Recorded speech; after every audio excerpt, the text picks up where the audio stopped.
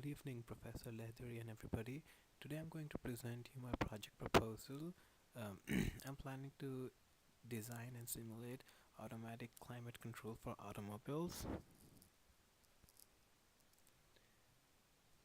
Air conditioning in vehicles dates back to 1940 when the first car to offer factory installed air conditioning was launched, and as you can expect, the demand for these kind of systems grew exponentially, and by 1969 more than half of all the new cars were equipped with some kind of climate control.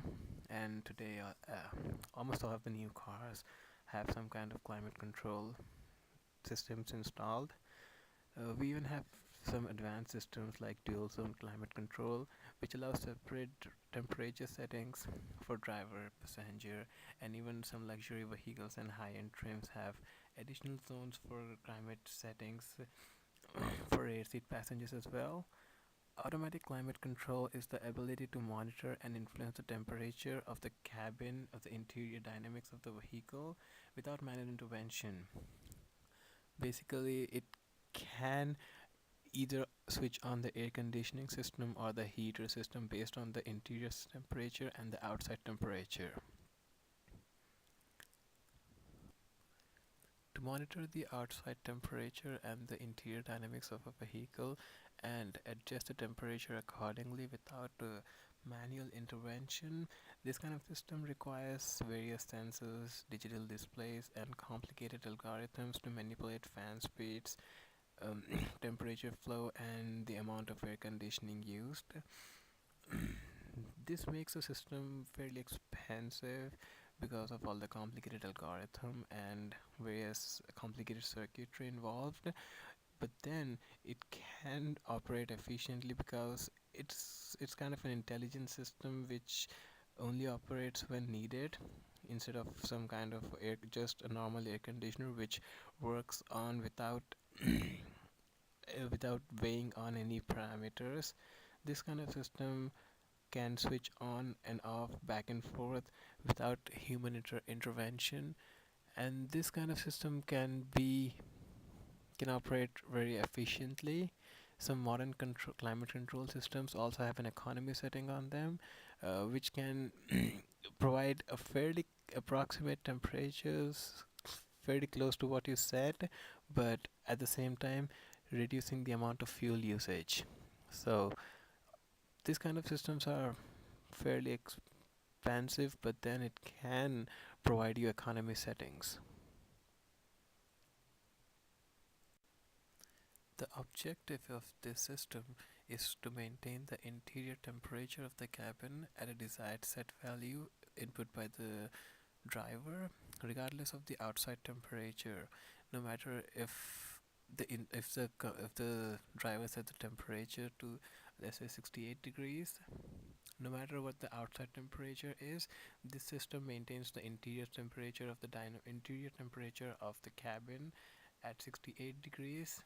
It could either trigger the air conditioning system if the outside temperature is hot, or it could either trigger the heater if the outside temperature is cold. This kind of system that I'll be working on would also be able to vary the fan speed, manipulate the fan speed based on the magnitude of the temperature difference. Let's say if it's too hot outside, the AC fan speed should be higher, and if the temperature difference is quite small, then the fan speed should be able to small, and vice versa.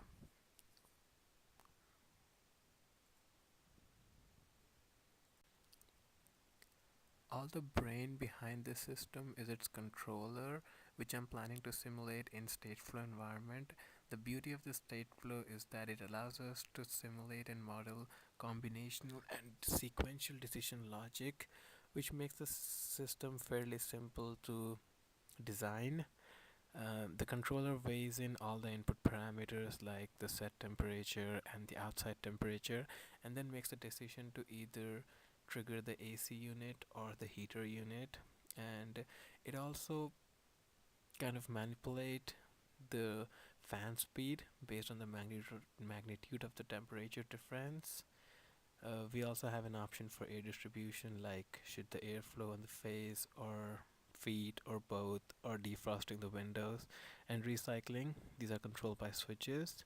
The temperature of the air felt by passengers is mainly affected by three things: the air coming out from the vents, the outside temperature, obviously, and the number of people present inside the car. Uh, Usually, the more the number of people, the more heat is generated.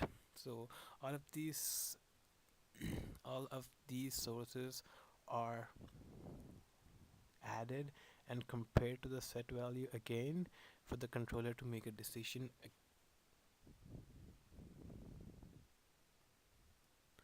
again.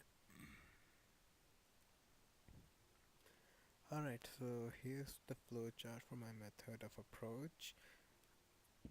The user sets the input temperature and the sensor reads the output temperature. The system then decides whether to turn on the AC or to turn on the heat based on the difference. Let us take some values. For instance, let's assume that the set temperature is about 68 degrees and the outside temperature is 90 degrees.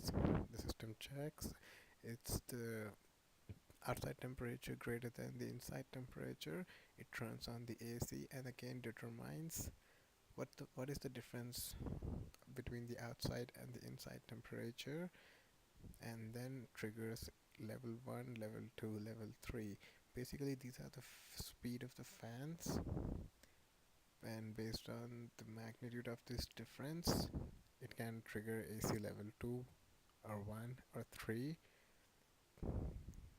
And as the temperature is reducing, it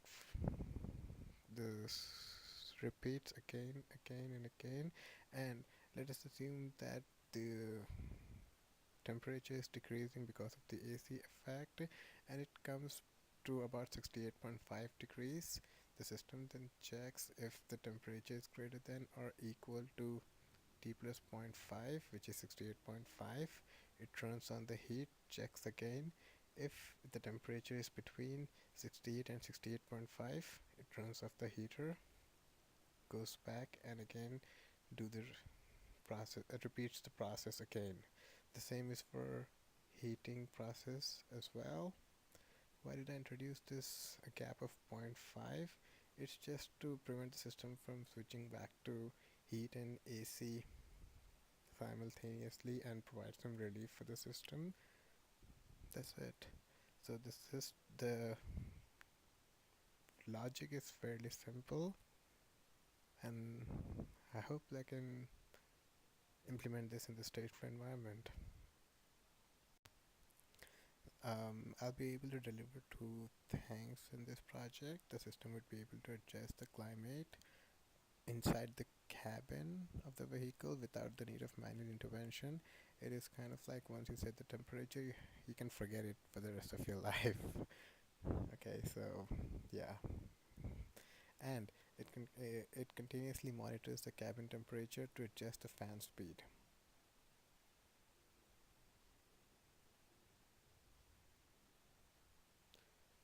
So in conclusion, this kind of system is largely replacing the conventional systems due to its conveniency.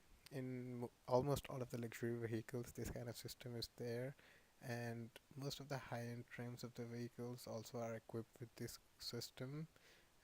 As I said, the driver can set the temperature once and never have to worry about it again. No matter if it's freezing outside or if it's 100 degrees, the inside cabin would always be the set temperature. Doesn't really matter. The economy setting can further optimize the system for maximum efficiency, although I'm not planning to implement this economy setting as of now, but we'll see how it goes. Right. Thank you.